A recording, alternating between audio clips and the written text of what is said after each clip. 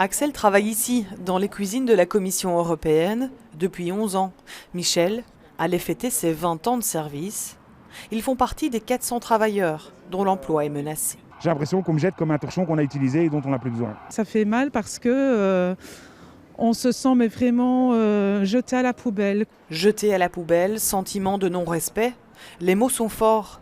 Mais c'est que les travailleurs, réunis aujourd'hui, craignent tant pour leur travail que pour leurs droits. Car en effet, la Commission justifie la fermeture de son catering pour situation de force majeure.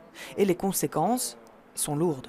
Du point de vue de la concertation sociale, du point de vue du modèle social, du point de vue de l'exemple que doivent être les institutions européennes, c'est quelque part donner un chemin pour toutes les restructurations qui interviendraient et qui interviendront dans le cadre du Covid, pour dire force majeure. Et dans ce cas-là, ça délie complètement les employeurs de leurs obligations de se concerter préalablement, de négocier des plans sociaux. Les travailleurs sont à la porte de la minute à la minute, et ils n'ont aucun droit, sauf celui de s'inscrire au chômage et de devenir chômeurs. Nous avons contacté la Commission, qui n'a pas souhaité répondre à nos questions, mais qui nous a transmis une réponse type, dont voici une partie.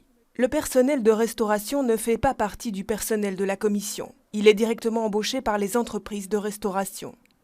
Donc, la Commission ne licencie personne. La situation est très simple. Les contrats de restauration de la Commission avec les 2 fournisseurs de services arrivent à échéance en janvier 2021. Le service de catering est en effet dans les mains de 2 sous-traitants.